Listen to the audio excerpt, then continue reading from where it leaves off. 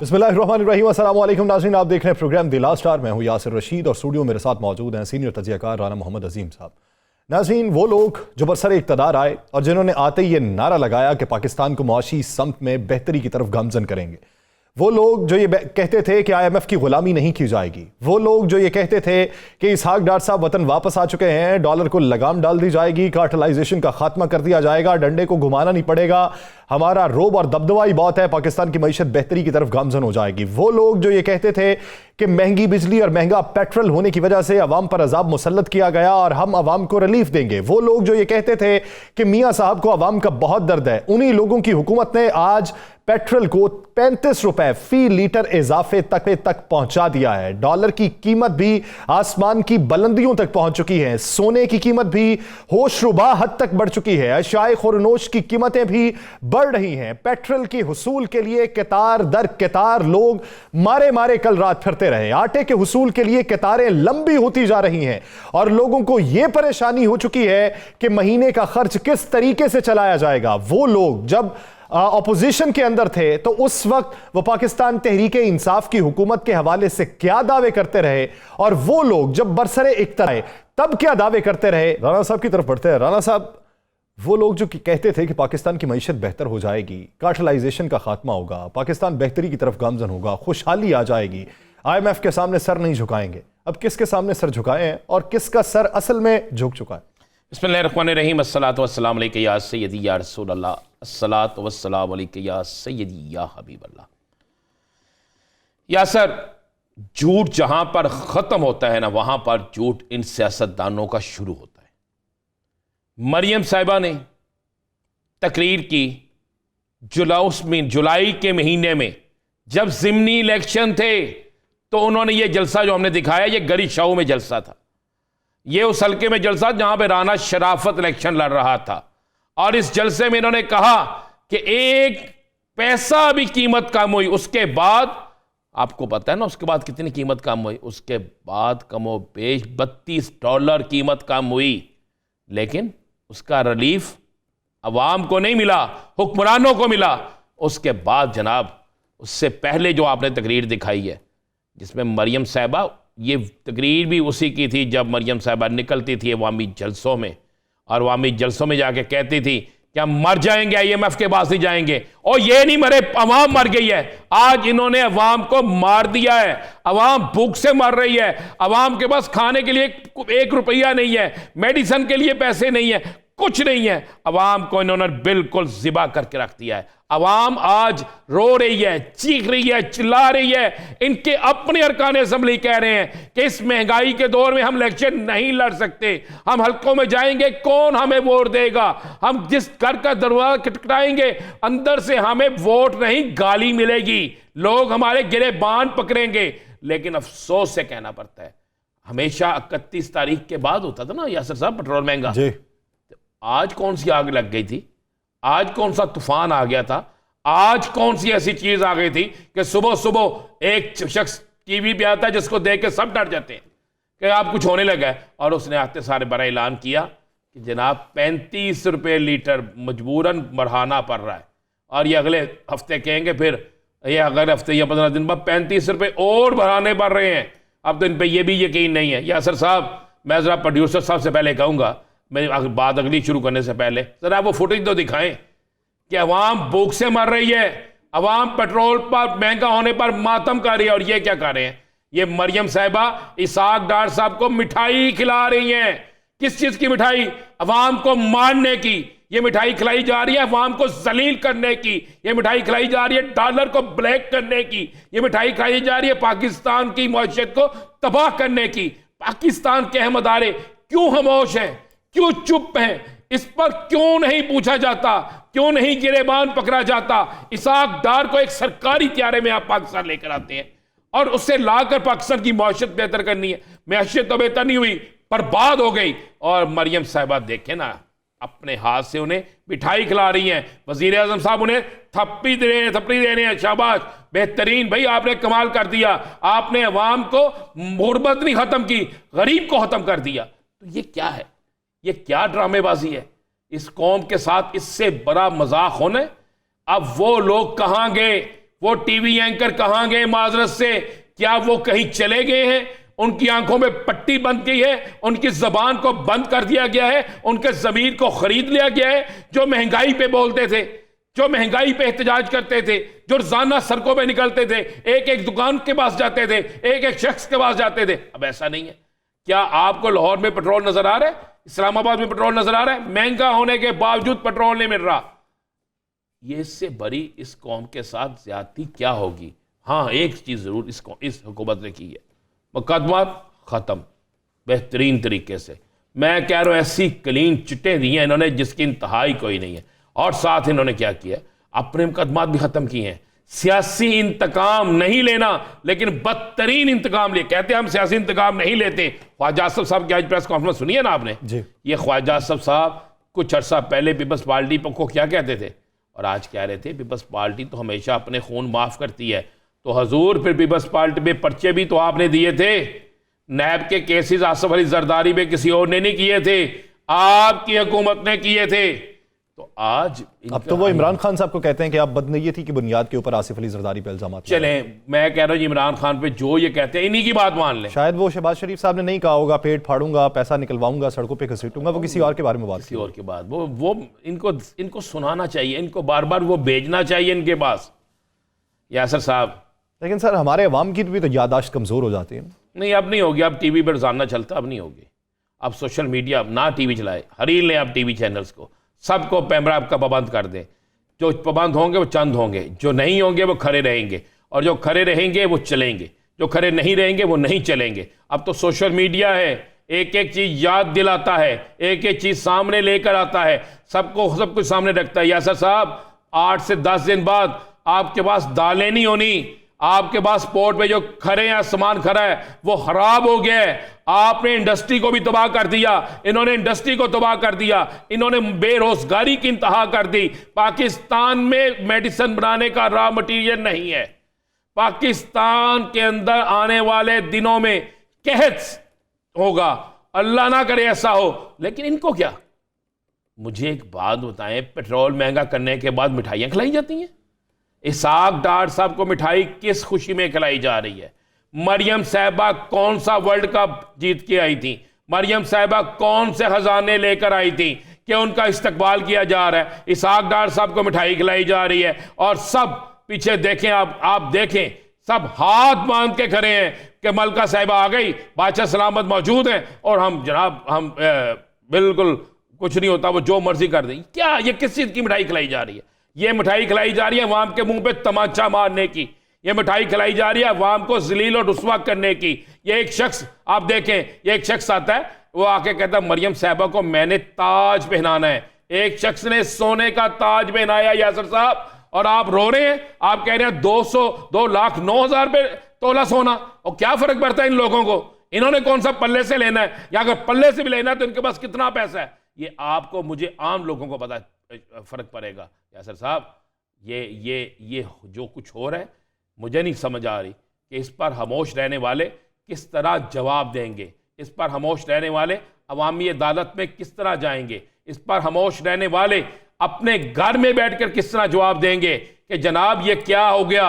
अब आज के दिन में, खुदा की कसम, मैं कसम खा के कह रहा हूं, आज के दिन में जिस तरह पेट्रोल महंगा हुआ, उसके 20-25 मिनट बाद हर चीज महंगी थी। इवन नान, रोटी, खाना पीना, दालें, सब्जियां, फ्रूट, हर चीज महंगी थी। राणा साहब, सितम ज़रीफ़ी तो यह है कि रोटी का महंगा होना एक बहुत बड़ा मसला नहीं है, रोटी का महंगा हो के उसके वजन का भी कम हो जाना, यह सबसे बड़ी सितम ज़रीफ़ी है। इसलिए कि वो क्या करें? वो कहते हैं कि हम क्या करें?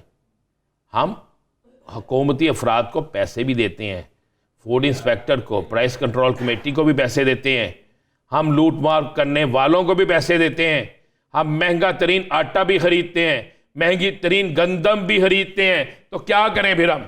वो कहते हैं गैस महंगी, लकड़ी लेने जाएं लक्कर महंगी, कोयला लेने जाएं कोयला महंगा। क्या करें वो बेचारे?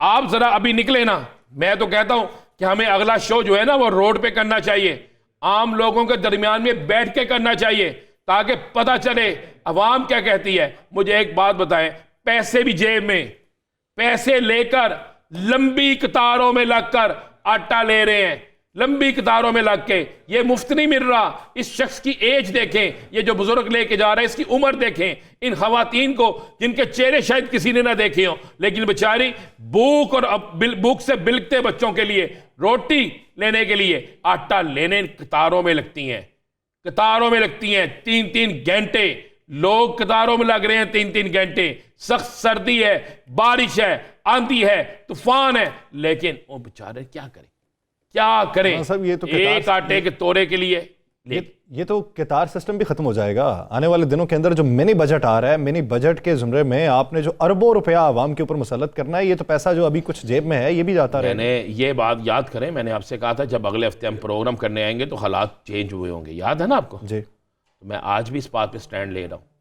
ये एक हफ्ते बाद जब हम प्रोग्राम करने आएंगे तो हालात बिल्कुल तब्दील होंगे। हालात इतने तब्दील होंगे आप सोच नहीं सकेंगे। अब लोग गिरेबान पकड़ेंगे हुक्मरानों का। मैं आपको ये बता दूं, ये जो कहते ना हम सोच कुछ हल्के जो है वो एक रिपोर्ट्स बना के दे रहे हैं कि जिसके साथ जो मर्जी कर लें कोई फर्क नहीं पड़ेगा, कोई बंदा बाहर नहीं निकलेगा। अब सियासी जमातों के कारकुन बाहर निकलें या ना निकलें, अब सियासी जमातें बाहर निकल कर कुछ करें या ना करें, मैं आपको ये लिख के दे रहा हूं, ये कागज पे लिख ले। अब जिस गरीब का बच्चा भूख से मर रहा है ना, वो इंकलाब लेके आएगा। वो ऐसा इंकलाब लेके आएगा कि मुल्क को लूटने वाले, मुल्क को लूटने वालों को सपोर्ट करने वाले सब जो है वो कटहरे में मौजूद होंगे। और ऐसा कटहरा होगा कि जिस कटहरे की में फिर सजा ही मिलेगी, वहां पर कोई रायत के चांस नहीं होंगे। ये हालात बड़े बुरे जा रहे हैं। मरियम अब किस बुनियाद पर वोट मांगेगी? एक दिन पहले आती है और तोहफा क्या देती है? 35 रुपए महंगे पेट्रोल का। एडवांस में बता रहा हूं 37 रुपए महंगा पेट्रोल मजीद होगा। एडवांस में बता रहा हूं आपको मैं। आपने तो बता दिया टैक्सों के साथ कुछ और भी होने जा रहा है, बहुत कुछ होने जा रहा है, इतना कुछ होने जा रहा है जिसकी सोच कोई नहीं है। और ये जितना मर्जी जोर लगा ले, अब वो कहते हैं ना वक्त करीब आ पहुंचा है, वक्त करीब आ पहुंचे। अब इनकी इलेक्शन ना करवाने की ख्वाहिश भी दम तोड़ जाएगी। इनको अब इलेक्शन में जाना पड़ेगा। मरियम साहिबा के बाद राना सनाउल्लाह साहब की भी वतन वापसी, क्या रफ्ता रफ्ता मियां मोहम्मद नवाज शरीफ साहब भी आ जाएंगे? वो भी आके सोचिएगा भी ना, सोचिएगा भी ना, सोचिएगा भी ना। राना सनाउल्लाह साहब तो वज़ीर दाखिला है, वो तो गए हुए हैं ना, चले मिल के आ गए। मरियम साहिबा, मुझे पहले तो ये जवाब देना, मरियम साहिबा वापस आई हैं, उनके इतना इस्तकबाल हुआ है, वो क्या उन्होंने किया क्या है? वो किस लिए इस्तकबाल उनका किया गया है? वो सियासत की ट्रेनिंग 3 से 4 माह लेके आई हैं अपने वालिद। सियासत की ट्रेनिंग लेके आई हैं, इस मुल्क की अवाम को ख़त्म करने के लिए आई हैं। सियासत की ट्रेनिंग लेकर आई हैं या इस मुल्क पर IMF का बम गिराने के लिए आई हैं? सियासत की ट्रेनिंग लेकर आई हैं या गुर्बत की बजाय गरीब को ख़त्म करने आई हैं? सियासत की ट्रेनिंग लेकर आई हैं या मुल्क के अंदर एक सियासी इंतशार पैदा करने के लिए आई हैं? क्या करने के लिए आई हैं ये देखें ना आप। ये अब राना सनाउल्लाह साहब आ जाएंगे। मियाँ साहब जो लोग दावे करते थे, मैं याद कराना चाहता हूँ जनाब, मैं नाम नहीं लूँगा उन बड़े में, चूँकि मुझसे और आपसे बहुत बड़े वो सहाफ़ी हैं जिन्होंने पहले दावा किया 25 तारीख दिसंबर को मियाँ साहब पाकिस्तान में सालगिरह मनाएंगे। याद है आपको? मेरे पास तो उनके ट्वीट भी मौजूद हैं, हमने प्रोग्राम भी किया था। मैंने कहा था नहीं आ रहे, दिसंबर गुजरा, फिर उन्होंने कहा जनवरी में आ रहे हैं। जनवरी गुजर गया, अब आ गया फरवरी। ये फरवरी आ रहे हैं ना 2 दिन बाद। मुझे बताइएगा मियाँ साहब क्यों? मियाँ साहब कहते मैं किसके लिए जाऊं भाई? मुझे एक शख्स ने कहा कि मियाँ साहब ने किसी जगह ये बात की कि भाई मैं इसलिए नहीं जा रहा कि जब भी मैं जाता हूं मुझे बड़ा जोर लगा रहे हैं आ जाओ, लेकिन मुझे गारंटी नहीं है कि मेरा ये जो नारा लगाते हैं ना मियाँ साहब कदम आओ हम आपके साथ हैं, कहते मैं पीछे मुड़ के देखता हूं मैं कल ही रह गया। तो अब जो हालात हैं यासर साहब, इन हालात में मैं आपको ठीक कह रहा हूं, कोई रुकने असम्बली किसी सूरत में भी वो तैयार नहीं है इलेक्शन लड़ने के लिए। वो किस बुनियाद पर वोट मांगेंगे? 10 माह से इनकी हुकूमत है, इनकी अपनी हुकूमत है। अब वो वोट किस नामा चीज से मांगेंगे? कप्तान की हुकूमत होती है, कहते जी महंगाई हो गई है, बिल्कुल ये दुरुस्त कहते, ये कहते बेरोजगारी हो गई है, ये दुरुस्त कहते। अब तो बेरोजगारी भी इनके दौर में हुई, महंगाई भी इनके दौर में हुई। यहां पर सबसे ज्यादा सियासी इंतकाम भी इनके दौर में हुआ। सबसे ज्यादा सहाफियों की गिरफ्तारियां सहाफियों की शहादत, सहाफियों पर पाबंदी इनके दौर में लगी। मुझे एक बात है, ये जो चौधरी परवेज लाई पे FIR दर्ज की गई है, इसका कोई तुक बनता है? किसको नहीं पता कि चौधरी परवेज लाई हो, चौधरी शुजात हुसैन हो, मैं दोनों अफराद की कहता हूं, ये सोमो सलात के पाबंद खानदान है। इस खानदान के अंदर ये बात कहना कि ये शराब मंगवाते हैं, ये कहना कि ये रंग रलियां मनाते हैं, इससे बड़ा झूठ नहीं हो सकता। और यार आप FIR काटने वाले का कमाल देखें, इंतकाम लेने वालों का कमाल देखें। यासर साहब कह रहे हैं जी चौधरी साहब ने लाहौर से भेजे, लाहौर से भेजे इस्लामाबाद शराब ने। लाहौर में शराब नहीं मिलती, और भाई लाहौर में नहीं मिलती, इस्लामाबाद में कोई खास शराब थी? इसका मतलब इस्लामाबाद वालों के लिए कोई ऐसी खास चीज थी? क्या लिख रहे आप? 4 दिन पहले आपने लोगों को उठाया, जहां से आपने उठाया वहां से आपको, हम मुझे भी पता है, सबको पता है, उठाने के बाद आप उनसे इन्वेस्टिगेशन करते रहे। इन्वेस्टिगेशन करने के बाद पहले कुछ और कहते रहे, फिर आपने अब कुछ नहीं निकला, जिस तरह चौधरी ज़हुलाई साहब पर भैंस चोरी या बकरी चोरी का पर्चा दे दिया, चौधरी परवेज लाई पर जनाब ये शराब मंगवा रहे थे। अब चौधरी परवेज लाई साहब ने पंजाब हाउस इस्लामाबाद से शराब मंगवानी थी। आप अंदाजा लगा लेना, इससे ज्यादा घटिया घटिया कोई चीज हो सकती है? फवाद चौधरी साहब के साथ जो हो रहा है, अगर उन्होंने जुर्म किया है तो क्या मुजरम की सजा या जुर्म करने वाली की सजा उसके मुंह पे कपड़ा डाल के लाना होता है? क्या यह सजा है? मुझे बताएं, क्या वो दहशतगर्द थे? क्या वो दहशतगर्द थे? बच्चियां, उनकी बेटियां 2, उनसे उनको मिलने नहीं दिया जा रहा। बीवी से मुलाकात होती है तो कहते हैं जनाब हमारी निगरानी में करे, हमारे सामने बैठ के करे।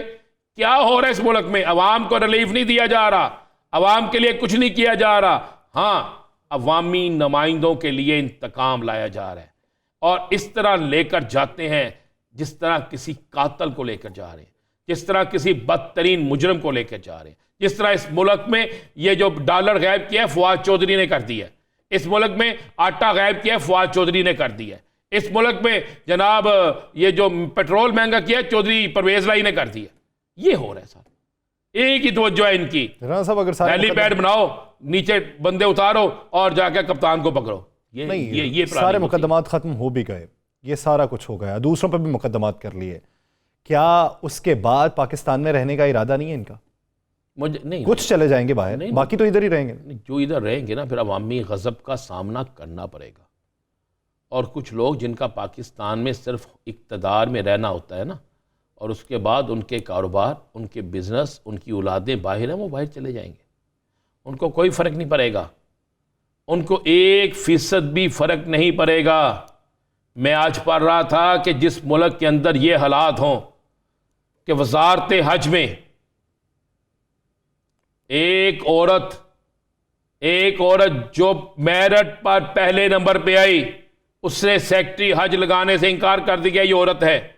दोबारा टेस्ट लिया गया, फिर वो आ गई, फिर वो उसी पोजीशन पे आ गई, फिर इंकार कर दिया गया। मैं आज एक समरी देख रहा था कि एक वफाकी वजीर लिख के भेज रहा है, कितने लोग मेरे पुलिस में हर सूरत में भर्ती करो, इस्लामाबाद पुलिस में। ये क्या हो रहा है? ये बाजार लग गया है, आओ लूट मार करो और जाओ, अपने केस खत्म करो, बचा कुचा पैसा निकालो और लेकर चले जाओ। लेकिन अवाम, मैं आपको एक बात बता दूं, हद हो गई है। ज़रा आज एक अवामी रद्द अमल को जाके बाहर लें तो आपको पता चलेगा कि अवाम अब क्या कहती है।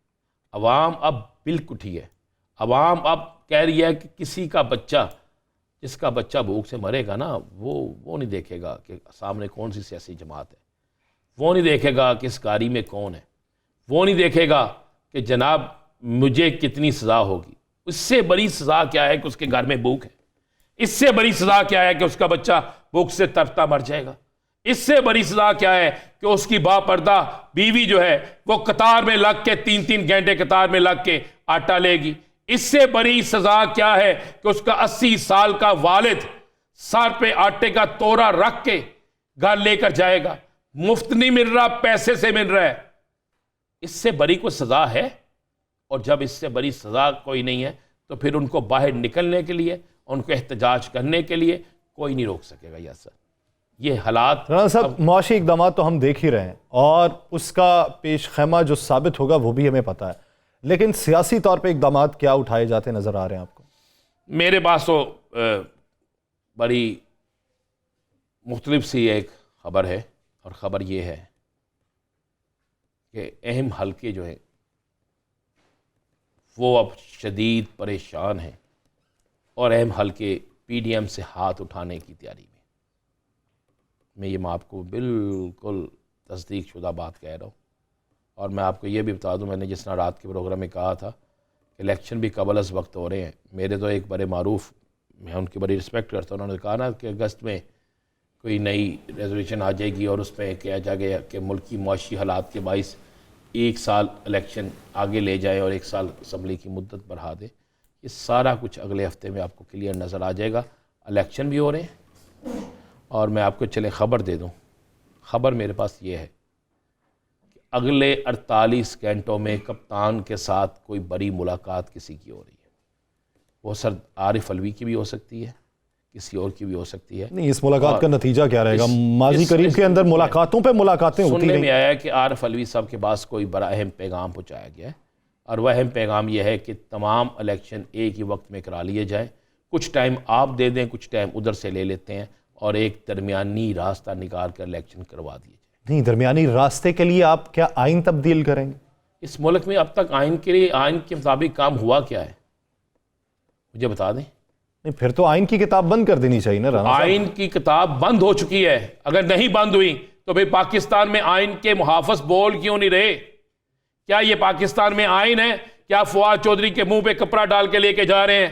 क्या ये पाकिस्तान में आइन है कि आप असम्बलियां डिसॉल्व हो जाएं, तहलील हो जाए, उसके लिए इलेक्शन की डेट ना दें, और जिन लोगों को आप डी नोटिफाई करें आप उनके लिए ज़िमनी इलेक्शन के लिए डेट, कागजात नामजदगी की हर चीज़ दे दें? क्या ये आइन ये नज़र नहीं आता? अब तो इम्तिहान है पाकिस्तान की अदलिया का, अब तो इम्तिहान है पाकिस्तान के उन अदारों का जो पाकिस्तान के अंदर आइन की पासदारी चाहते हैं, जो आइन की पासदारी की बात करते हैं। अब इम्तिहान है पाकिस्तान के उन वकला का, पाकिस्तान के उन बार काउंसिल्स का, पाकिस्तान के उन वकला रहनुमाओं का जो पाकिस्तान में एक वक्त में निकले थे पाकिस्तान में आइन की बालादस्ती के लिए। अब वो क्या करते हैं? ये तो अब वक्त आ गया है। मैं कह रहा हूं अगला हफ्ता फाइनल राउंड का हफ्ता है।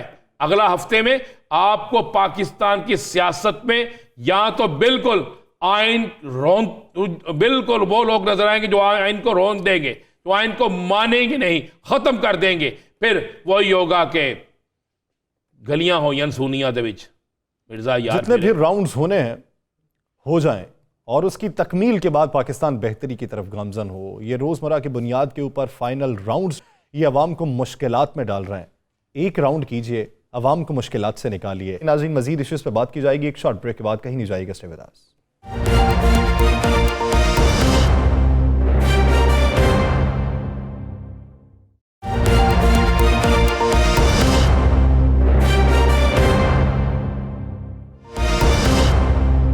ब्रेक के बाद खुशामदीद।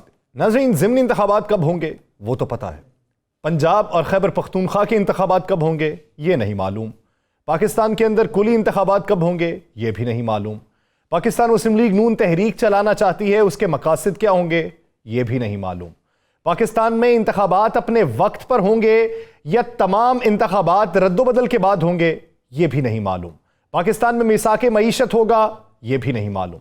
मालूम किसको है पाकिस्तान के हालात किस तरफ को जा रहे हैं, इसी बारे में बात करेंगे। पाकिस्तान मुस्लिम लीग ज़िया के सरबराह एजाजुल हक साहब ने हमें ज्वाइन किया है। एजाजुल हक साहब, बहुत मशकूर है आपके वक्त के। एजाजुल हक साहब, सोना महंगा हो गया, पेट्रोल महंगा हो गया, डॉलर महंगा हो गया, दालें महंगी हो गई, गाड़ियां महंगी हो गई, LC नहीं खुल रही। पाकिस्तान के मुआशी हालात तो सबके सामने है कि किस तरफ को जा रहे हैं। ये सियासी हालात आप किस तरफ को जाता देख रहे हैं? पहले तो ये देख लें कि जो मुआशी हालात हैं, अब वो शुरू हो गया है कि ये डिलिबरेट अटेम्प्ट हो रही है पाकिस्तान को दिवालिया की तरफ ले जाने की। अब अज़ाइम क्या है, किसके अज़ाइम हैं? कुछ ला के उन्होंने जो कहते हैं ना कि इम्पोर्टेड लोगों को बैठा दिया, किस मकसद के लिए बैठाया है, या फिर IMF जो है 34 साल के बाद अपने अज़ाइम पूरे करने में जो है वो कामयाब हो रहा है। देखिए, पहली दफा ये देखा है आज कि सुबह उठते ही पता लगा कि पेट्रोल नहीं मिल रहा। जो लोग आ रहे थे कहीं से 1000 का डलवा रहे हैं, कहीं से 500 का डलवा रहे हैं, और फिर वजीर खजाना को टीवी में बैठकर 11 बजे कीमतें बढ़ानी पड़ी ताकि पेट्रोल पंप खुल जाएं। ये तो इस मुल्क का हाल इन्होंने कर दिया। फिर दूसरी बात जो बड़ी अहम मैं करना चाह रहा हूं कि जानबूझकर पाकिस्तान को $2 अरब का नुकसान पहुंचाया गया कि IMF के साथ मुज़ाकरा डिले किए गए, पैरिटी रखी गई। कौन पैसे बना रहा था, मैं ये पूछ रहा, ये मेरा सवाल है। 226 इंटरबैंक रेट, 255 बाहर, सारा पैसा पाकिस्तान में पैरेलल मार्केट से हुंडी के जरिए आना शुरू हो गया। किसको ये नहीं मालूम था? क्या वजीर खजाना को ये मालूम नहीं था? क्या वजीर आजम को ये मालूम नहीं था? क्या 80 रुकनी काबीना को ये मालूम नहीं था कि लोग जो है एक्सपोर्ट्स करके पैसा मुल्क में नहीं ला रहे, क्योंकि उनको बाहर मार्केट में 255 पे मिल रहा था, उस पर भी नहीं 260 पे मिल रहा था। और इस तरह से आपने 3 माह जो है वो जाया किए। अब जब आपने कैप उठाया है तो पहली मर्तबा पाकिस्तान की तारीख में निचली सतह पे, इससे नीचे सतह पे कभी रुपया गया नहीं था। 262 पे जाके आपने क्लोज किया। आज भी मार्केट में 275 280 रुपए का मिल रहा है। वो पैरिटी अभी भी मौजूद है। पैसा फिर भी बैंकिंग चैनल से नहीं आना, और फिर भी आपको हुंडी और आपकी ब्लैक मार्केट जो है वो आगे चलेगी। तो इन चीजों को सामने रखते हुए जब हुकूमत का इतना मतलब दिवालिया हो गया है, तो ये इलेक्शन आने को जा रहे हैं। पहले 23 मार्च को करवाएंगे ज़िमनी इंतखाबात, उसके बाद ये करवाएंगे सूबाई असम्बलियों के 2 सूबाई असम्बलियों के इंतखाबात, उसके बाद ये करवाएंगे जनरल इंतखाबात। आज मेरी बात नोट कर लें, ये हो ही नहीं सकता कभी कि ज़िमनी इंतखाबात तो चलो PTI को तंग करने के लिए 33 सीटों पे करवा देंगे, लेकिन सूबाई असम्बलियों के इंतखाबात कराकर कोई सियासतदान जिसमें थोड़ी सी भी अक्ल हो कि नीचे तुम पंजाब असम्बली के करवा रहे हो, यहाँ पे आप अपनी ऑपोजिशन को जिताकर उसे उसका चीफ मिनिस्टर बना रहे हो, फिर कौन से MLAs को आप जाके लड़ाएंगे जब नीचे 2 MPA जो है किसी और जमात के होंगे? तो ये सारे इलेक्शंस इकट्ठे होने हैं। अब जो प्लान बन रहा है वो भी सुन लें आप मुझसे। एक इंटरम लाने की स्कीम बनाई जा रही है, कोशिश की जा रही है कि एक इंटरम गवर्नमेंट ला के उसको 2 साल चलाया जाए किसी तरीके से। उस पे लोगों के कुछ इंटरव्यू भी हो रहे हैं। कहाँ हो रहे हैं ये मैं आपको बाद में पता लग जाएगा खुद ही। अच्छा, वो बोला जी कि टेक्नोक्रेट्स का नाम बड़ा जो है वो खराब हो गया है, तो ये काउंसिल ऑफ एक्सपर्ट्स जो है अब बनाई जाएगी ताकि ये मईशत को जो ठीक करें। सबसे बड़ी ख्वाहिश ये करने की कि इलेक्शंस के गैप आ जाए किसी तरीके से, वो मौजूदा हुकूमत की है, क्योंकि ये अब बाहर निकलने के काबिल नहीं रहे। इन्होंने पूरा जोर लगाकर पैसे खर्च कर तमाम पंजाब के MNAs MPs को इकट्ठा करके कल जो एयरपोर्ट पे तमाशा लगाया वो आपने देख लिया कि कितने लोग वहां पर आए थे। इनका ख्याल था कि जम्मे गफीर होगा यहाँ पर और जो है वो इनकलाब आ जाएगा यहाँ पर। इजाजुल हक साहब, आपने कहा कि 2 साल के लिए ये एक इंटरम सेटअप लाने की तरफ तवज्जो दे रहे हैं। क्या पाकिस्तान की अदालतें, क्या पाकिस्तान के अहम हलके और पाकिस्तानी अवाम इसे कबूल करेगी? आप मुझ पे कंटेम्प्ट लगा रहे हैं, लगवाने की कोशिश कर रहे हैं। क्या ये अगर सच बोलना इजाज साहब, आप जैसे लोगों के लिए जो हमेशा सच बोलते हैं, अगर आप जैसे लोगों के लिए सच बोलना कोई जुर्म है तो फिर ऐसा सच तो बोल देना चाहिए। नहीं, मैं ये कह रहा हूं कि ये अदालतें जिन्होंने फवाद चौधरी के केस में रिमांड ना देने का फैसला किया और उसके बाद अपना ही जो फैसला था उसको रिवर्स करके 2 दिन का रिमांड दे दिया, तो ये अदालतें तो कुछ भी कर देगी। अगर इमरजेंसी है, मुल्क में हालात खराब हो गए जी, क्या कहते हैं इसको, मरदमशुमारी नहीं हुई वगैरह वगैरह, ये चीजें जो है सारी।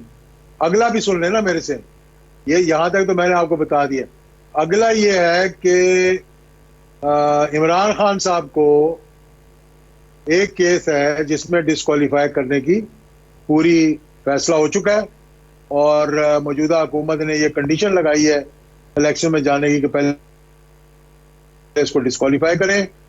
वो केस भी वो है जो कि बच्ची के बारे में, जो कि अब बालिग होकर अपना बयान खुद दे सकती है, लेकिन नहीं, वो दस्तावेजात में आ चुकी हैं। वो अगर आप मुझे एक दिन देंगे तो मैं अभी इस्लामाबाद हाई कोर्ट में जो केस किया हुआ है उसकी मैं दस्तावेजात जो सुनने के लिए भी उन्होंने कह दिया है, वो मैं केस निकलवा के आपके सामने सारी तफसील भी रख दूँ। एजाजुल हक साहब, ये क्या केसेस का इस वक्त सिनेरियो चलता रहेगा? इस पे मुकदमा कर दो, अपना मुकदमा खत्म कर लो। पाकिस्तान में मुकदमात का खात्मा और मुकदमात की भरमार, क्या यही सूरत हाल रहेगी? रहना तो सबने पाकिस्तान में है, क्या आपको यह लगता है कि पूरी की पूरी पीडीएम उठेगी और बाहर चली जाएगी? देखिए, मैं आपको ये बताऊं, पीडीएम का तो मुझे पता नहीं है, क्योंकि वो तो हुकूमत में बैठे हुए हैं और उनको तो आंखें बंद की हुई हैं। मेरे ख्याल में बाहर नजर ही नहीं आ रहा। वो ऐसी कुर्सी है जिससे कि वो चिपक गए हैं बिल्कुल, और इतनी बड़ी काबीना बनाई हुई है। अवाम के हालात आज देखें आप क्या हैं। इस वक्त देखें कि पाकिस्तान के अवाम के क्या हालात हैं। आप अपनी बंदरगाहों पे जाके देखें, 9000 कंटेनर वहां पड़ा हुआ है, पैसे आपके पास नहीं।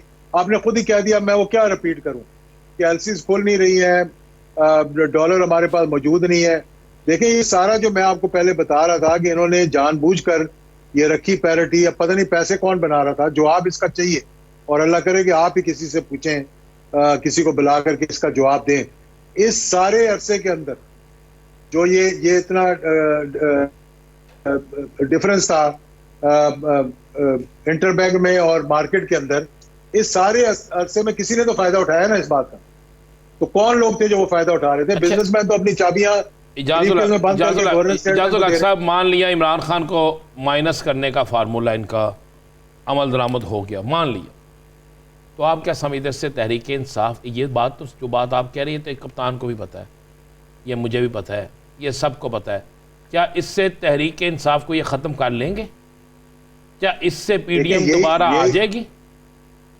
यही तो मैं आपको बता रहा हूं। जब मैंने कहा अवाम की हालत देखें, मैंने पाकिस्तान के इससे भी बदतरीन हालात तकरीबन कह लें आप अपने रिजर्व्स के हवाले से, सैंक्शंस के हवाले से 1998 में जब पाकिस्तान ने धमाका किया, हम गए कर्ज उतारो मुल्क संवारो, लोगों में, बिजनेसमैन में जज्बा था, मायूसी नहीं थी। आज मैं आपको बता रहा हूं कि कौम में मायूसी आ गई है, बिजनेसमैन सारी मायूसी आ गई। पैसा मुल्क से जिसके पास है वो चाहे 300 पे भी मिले उसको आज वो निकाल कर बाहर ले जाने की कोशिश कर रहे हैं। जब ये हालात आपके हो जाएंगे तो इमरान खान को आप माइनस करें या प्लस करें, पहली बात तो पाकिस्तान की आती है, भाई आपको मुल्क का फिक्र नहीं है कि मुल्क आपका डूब रहा है और आपको पड़ी हुई है कि किसको हम चले एक सवाल का जवाब दे दें। मैं नाम नहीं ले सकता, आप भी नाम नहीं ले सकते, तो फिर जिनको मुल्क का फिक्र है, क्या वो इस फिक्र में बेफिक्र है? देखें, यही तो समझ नहीं आ रही मुझे। मैं तो इतना कंफ्यूज कभी जिंदगी में नहीं हुआ, मैं हकीकत आपको बता रहा हूं। और इतना मुझे कह लेंगे डिप्रेशन एक किस्म का जिंदगी में नहीं हुआ जितना मैं आज मुल्क के हालात देखता हूं। और मैं देखता हूं कि किसी को फिक्र नहीं है। क्या आपका स्टेक नहीं है पाकिस्तान के अंदर? क्या सिर्फ सियासतदानों की जिम्मेदारी है? अदलिया की कोई जिम्मेदारी नहीं है? एस्टेब्लिशमेंट की कोई जिम्मेदारी नहीं है? मुझे बताएं ना आप। और फिर अब देखें, आपके सामने हो रहा है जो कुछ हो रहा है। पंजाब में अभी ये इंटरम बनी है, ये गैर जानबदार नजर आ रही है आपको? मुझे आप बताएं किसने फैसले किए हैं? ये केपीके के अंदर जो अबूरी हुकूमत आई है, ये आपको गैर जानबदार नजर आ रही है? मैं आपको एक एक आदमी का बता सकता हूं कि इसकी रिकमेंडेशन किसने की है, एक एक का वजीर का बता सकता हूं, मेरे पास लिस्ट पड़ी हुई है। तो एजाजुल हक साहब, आप जो बात कर रहे हैं कि नए इंटरव्यूज हो रहे हैं, 2 साल का सेटअप बनाया जाएगा, ये मुस्तफ़ा नवाज खोखर साहब, लश्करी रईसानी साहब, शाहिद खाकान अब्बासी साहब, मिफ्ता इस्माइल साहब, ये जो लोग आजकल प्रेस कॉन्फ्रेंसेस कर रहे हैं और बातें कर रहे हैं मईशत की बदहाली के हवाले से, क्या उस सेटअप का ये हिस्सा होंगे या उसका हिस्सा कुछ और तजर्बाकार लोग? देखें, ये मुझे पता होता तो ये वो कर ही नहीं सकते कि इस किस्म के मामलात को करें। ये अपने आप को एज एन ऑल्टरनेट पेश कर रहे हैं।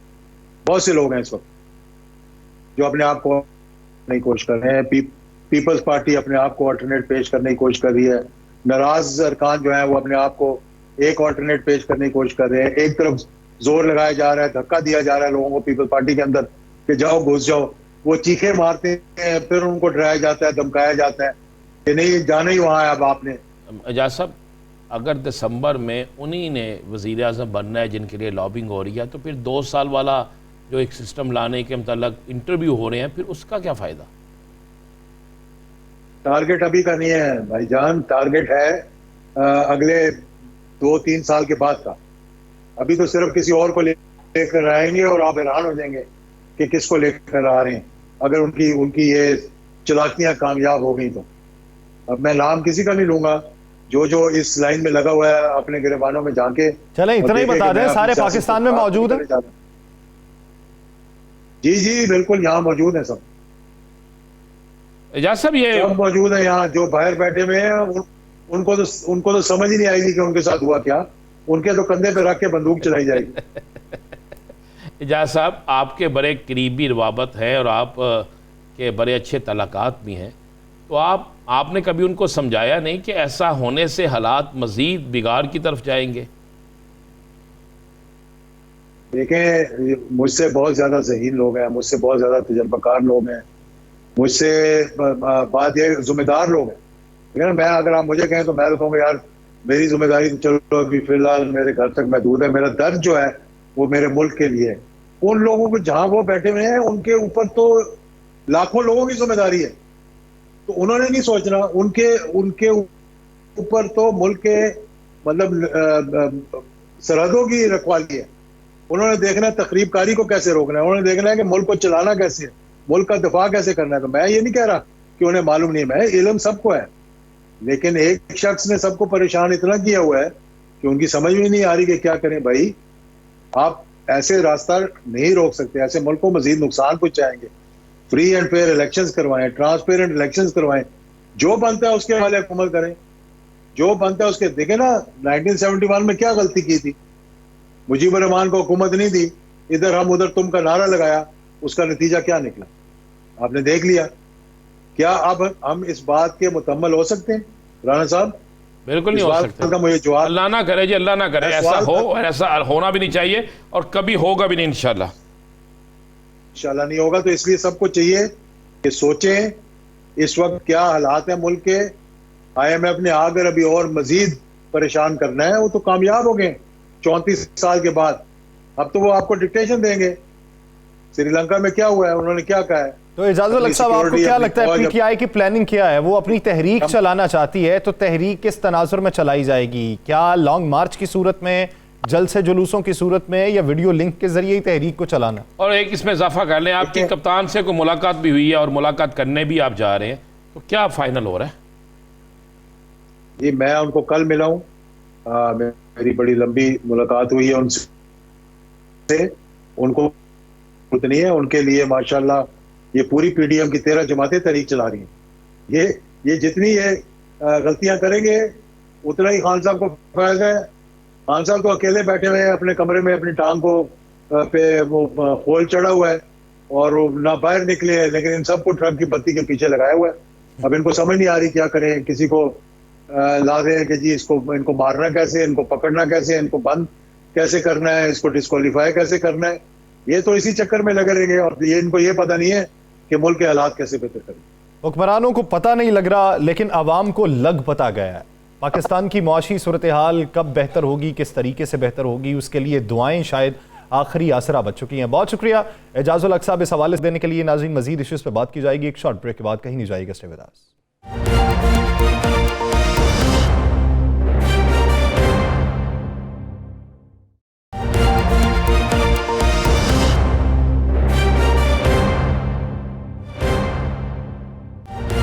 ब्रेक के बाद खुश आमदीद। नाज़रीन, हुकूमत के पास बेहतरी के इम्कानात के लिए कोई इकदामात होने का इशारा मौजूद नहीं है, तो क्या अपोजिशन के पास कुछ इशारा है? अपोजिशन की तहरीक किस तरीके से होगी? अवाम की आवाज़ को कौन बुलंद करेगा? अवाम को खुद मैदान में निकलना पड़ेगा या उसके लिए अपोजिशन किरदार अदा करेगी? पाकिस्तान तहरीक इंसाफ का इस वक्त एजेंडा क्या है? इसी बारे में बात करते हैं। राना साहब की तरफ बढ़ते हैं। राना साहब आज खान साहब ने कोई अहम मुलाकातें भी की हैं, उन मुलाकातों के तनाजुर में मुस्तकबिल की हिकमत अमली को क्या तरतीब दिया गया? देखिए यासर, आज खान साहब ने एक बड़ी मीटिंग की है। अब मज़े वाली बात है, ये बड़ी मीटिंग आज खान साहब के कमरे में नहीं हुई, बल्कि खान साहब आज बाहर निकल आए। आपने जो लॉन है उसमें बैठे और उसमें बैठ के उन्होंने आज फुल एक हाउस मीटिंग जिसे कहते हैं ना, वो मीटिंग की। और उसके बाद जो खान साहब के घर के बाहर लोग बैठे हैं उनसे भी खान साहब ने गुफ्तगू की। खान साहब ने उस मीटिंग में बिल्कुल काफ़ी चीज़ें फ़ाइनल की हैं। नंबर एक तो खान साहब की मुमकिन गिरफ़्तारी, जिसके हवाले से बड़ा एक शोर मचा हुआ है, जिसके हवाले से कुछ मुसद्दक़ा इतलात भी हैं, उस पर बात की गई कि अगर मुझे गिरफ़्तार किया जाता है तो उसके बाद का रद्दमल क्या होगा, किस तरीके से बाहर निकलना होगा, कौन किसको संभालेगा, किस तरीके से तहरीक चलानी।